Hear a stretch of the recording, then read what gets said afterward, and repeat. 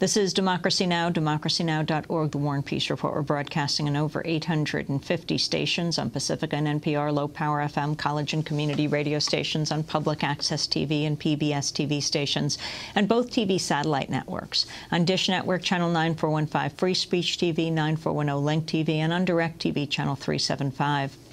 And we're video and audio podcasting at democracynow.org. Our headlines are also available in Spanish for any radio station to take, as over 250 are. We turn now to the Gulf of Mexico. New evidence has badly shaken the Obama administration's rosy narrative about the alleged disappearance of most of the oil that gushed into the Gulf of Mexico from BP's blown-out well. Early this month, a report by government scientists declared three-quarters of the oil had vanished, either collected or dispersed. But numerous reports contradict the administration's sanguine picture of the cleanup effort. Researchers at the University of Georgia said about three-quarters of the oil is still lurking below the surface of the Gulf and may pose a threat to the ecosystem.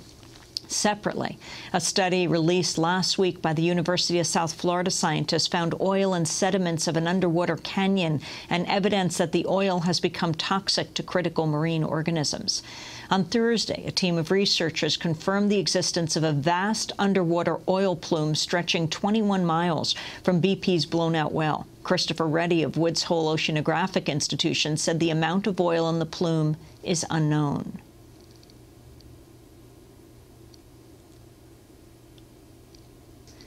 Speaking before the House Energy and Commerce Subcommittee on Thursday, the National Oceanic and Atmospheric Administration senior scientist Bill Lair acknowledged that only 10% of the oil has been cleaned up and that large quantities evaporated or dispersed remain in the Gulf ecosystem. The subcommittee chair, Congressman Ed Markey of Massachusetts, closed the hearing criticizing the administration's so-called premature celebration and urged further vigilance. BP, in my opinion, will try to walk away as fast as they can. BP lowballed the size of the spill in the first week, saying it was 1,000 barrels. Then they said it was 5,000 barrels. They knew in the first week that it was a huge spill.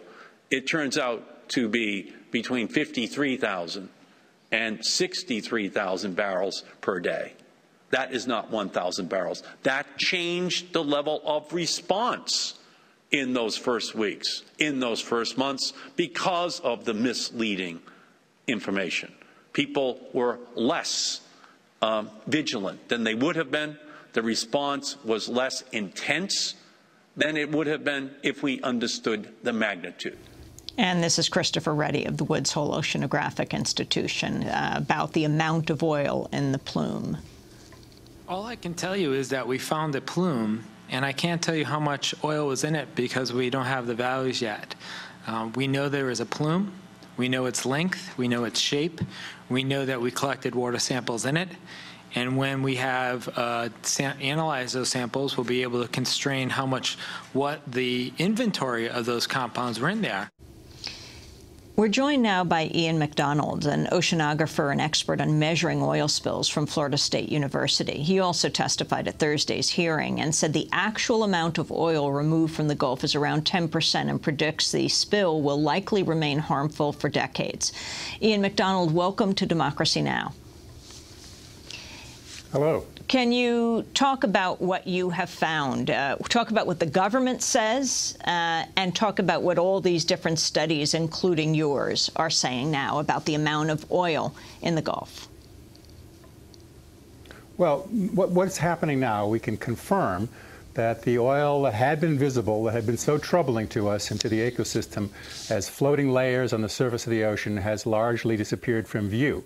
But that does not mean that it's gone from the ecosystem or gone from our problems. Much of that oil has either sunk to the bottom and has become shallowly buried in marine sediments or in coastal soils, where it will pose, as I said, a threat to the ecosystem for years to come. Or potentially it remains in dissolved layers, both at the surface and in the deep water layers that Reddy and Camilli and his other colleagues at Woods Hole referred to.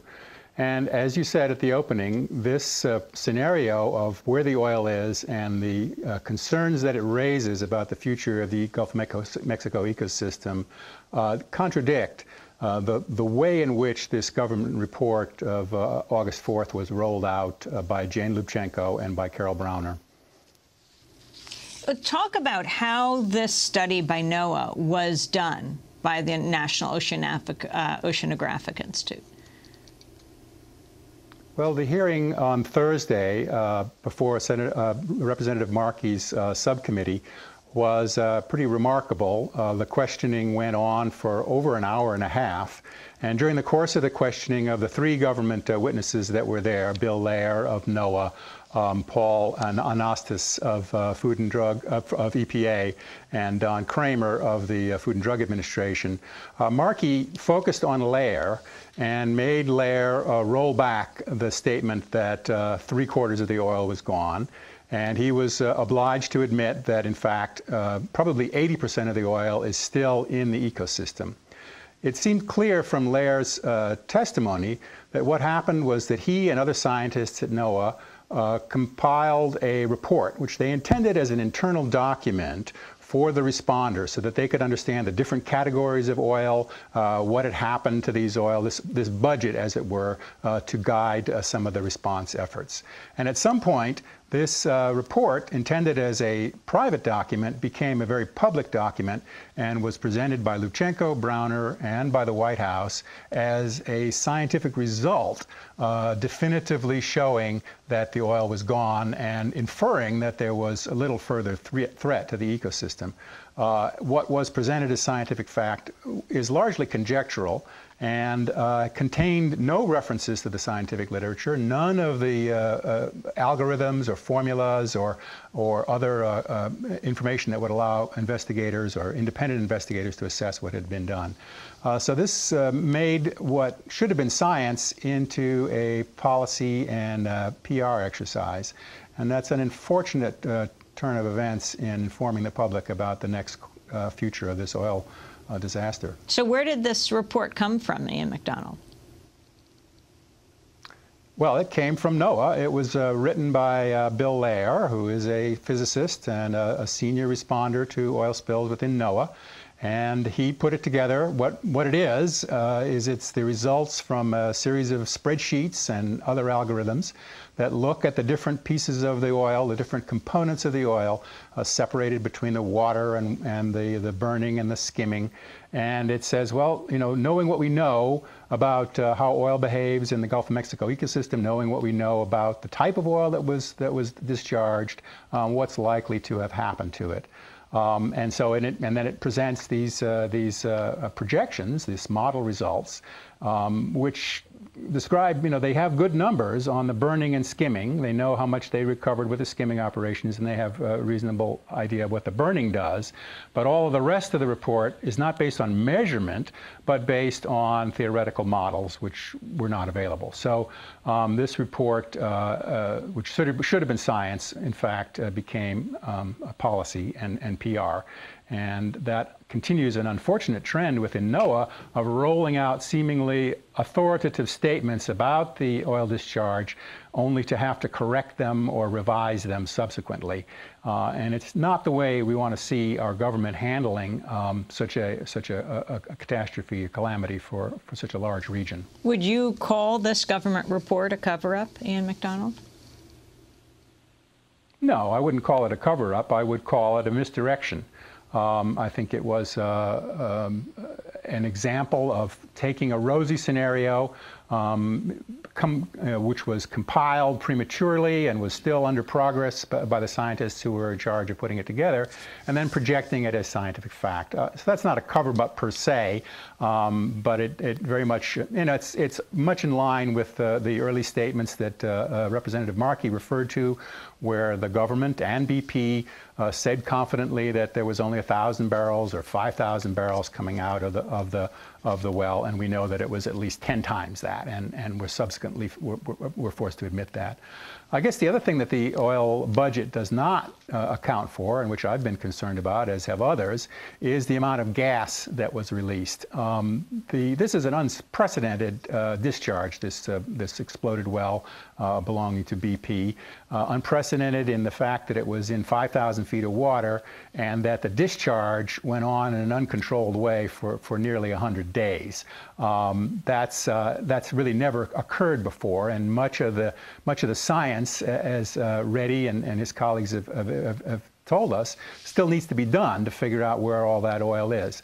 But we do know from BP's own numbers that the oil comprised about 3,000 cubic feet per barrel of gas.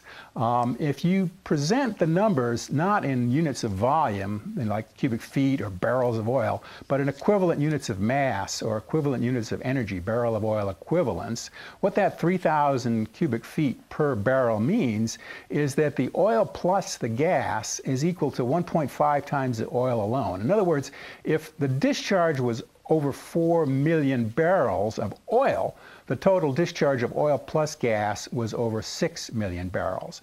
And I say, and others agree, that under the auspices of the Oil Pollution Act, this total amount should be treated as the discharge for which BP is liable. In fact, won't this report help BP in all future suits?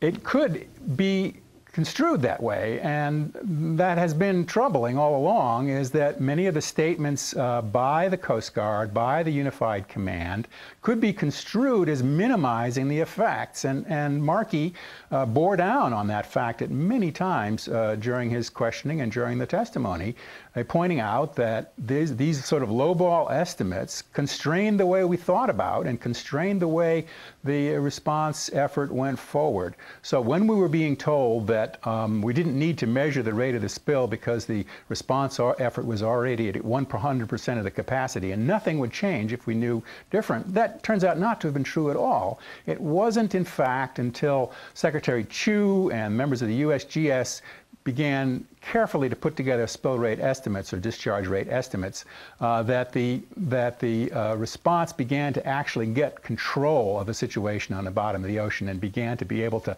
shut this thing off. So we desperately needed those numbers, and the government was very unwilling in the beginning, dragged its feet and denied the necessity of doing so. And at a number of crucial junctures in this, I'm afraid the government has done this, at least at an executive level. Congress, on the other hand, has been very forthright about forcing the release of the video and about holding the BP's feet to the fire in terms of continued hearings. So it's an interesting contrast in response. You know, it's interesting when you talk about the Unified Command. When we flew over the Gulf of Mexico, we're taken up by the Coast Guard. And the Coast Guard spokesperson, his ID that he was wearing had a BP symbol behind it. And I asked him about that. And he said, well, he didn't know why it was like that. But I also spoke with a consultant who worked out of Mobile, Alabama. And he, too, had to wear an ID with the BP logo. These are people who are working for the government, right? Unified Command. This is the Coast Guard. Can you explain that relationship, Ian MacDonald? Well, it stems from the Oil Pollution Act of 1990 and subsequent studies about how best to manage an oil spill. And the decisions made and the way that it was structured does a couple of things that we ought to reconsider as we go forward and think about the next steps. What it does, first of all, is it places the responsible party, i.e. the oil company or the drilling company, whoever it is, that's created the discharge, who's lost control of the oil.